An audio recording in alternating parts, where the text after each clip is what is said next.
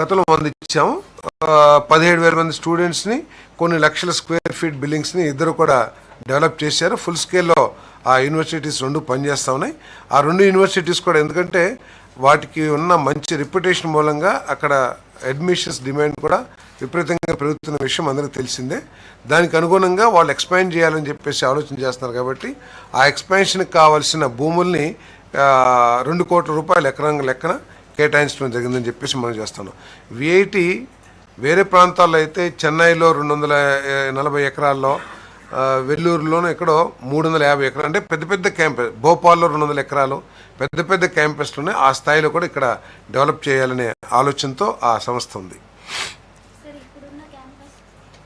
అదనంగా expansion, yes, ఈ అక్కడే అంటే అక్కడ భూమి అవైలబుల్ ఉంటే అక్కడ ఇస్తారు, లేకపోతే వారికి అనువుగా, లేకపోతే ఈ ప్లానింగ్ ఏదైతే ఉందో జోనల్ ప్లానింగ్ ఉంటుంది కదా అమరావతికి, ఆ జోనల్ ప్లానింగ్ ప్రకారం ఇస్తారు. కన్సార్టియంలో మార్పును ఆమోదించి మెసెస్ Mahalakshmi infra ventures India private limited ద్వారా Acacia hotels and resorts private లిమిటెడ్ను 100% యాజమాన్య హక్కు కలిగిన పూర్తిస్థాయి అనుబంధ సంస్థగా మార్చేందుకు చేసిన ప్రతిపాదనకు రాష్ట్ర మంత్రి మండలి ఆమోదం తెలిపింది. అంటే గతంలో మహాలక్ష్మి ఇన్ఫ్రా వెంచర్స్కి ఒక ప్రాజెక్ట్స్కి ల్యాండ్ అది ఇవ్వటం జరిగింది. ఇప్పుడు వారు అనుబంధ సంస్థలో 100% యాజమాన్య హక్కుతో కలిగిన పూర్తిస్థాయి అనుబంధ సంస్థగా అకేసియాని ఏర్పాటు చేసుకుంటున్నారు. దాన్ని ఆమోదించడం జరిగింది. గ్రామ వార్డు సచివాలయాల శాఖ ఏపీ గ్రామ సచివాలయం వార్డ్ సెక్రటేరియట్స్ చట్టం 2023లోని హోదాలు, నామకరణాల మార్పుకు మరియు వారి ప్రాథమిక విధులను సవరించేందుకు వార్డు విద్య మరియు డేటా ప్రాసెసింగ్ సెక్రటరీ నుండి విద్య అనే విషయాన్ని తొలగించి వార్డు సంక్షేమ మరియు అభివృద్ధి సెక్రటరీకి అప్పగించే ప్రతిపాదనకు రాష్ట్ర మంత్రి మండలి ఆమోదం తెలిపింది. మనందరికీ తెలిసిందే, సచివాలయాల్లో వివిధ కార్యక్రమాలు నిర్వహించడానికి 10 మంది గ్రామ సచివాలయాల్లో, 11 మంది వార్డు సచివాలయాల్లో సిబ్బందితో ఏర్పాటు చేసిన విషయం అందరికీ తెలిసిందే.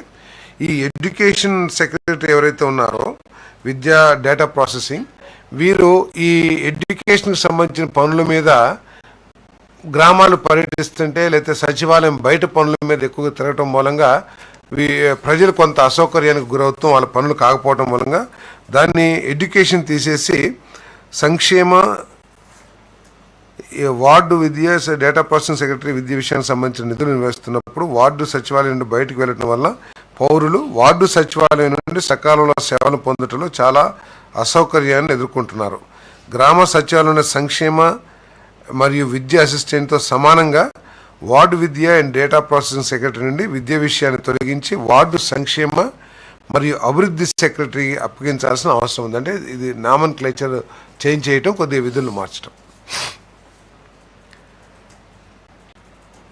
ప్రస్తుత మండల్ యుఎల్బి జిల్లా పరిధిలో ఆమోదించబడిన సంస్థాగత కేడర్లో 1785 గ్రామ వార్డు సెక్రటరియట్ ఉద్యోగులను తిరిగి కేటాయింపు చేయడం వలన ఖాళీ అవుతున్న సమాన సంఖ్యలోని ఏఎన్ఎంస్, వార్డు ఆరోగ్య సెక్రటరీల ఖాళీ పదవులను ప్రత్యామ్నాయంగా కొత్తగా 993 పోస్టులను సృష్టించడం ద్వారా జిఎస్డబ్ల్యూఎస్ 3 టైర్ నిర్మాణంలో మొత్తం 2778 పోస్టులను డిప్యూటేషన్ అవుట్సోర్సింగ్ ప్రాతిపదికన భర్తీ చేసిన ప్రతిపాదనకు రాష్ట్ర మంత్రి మండలి ఆమోదం తెలిపింది.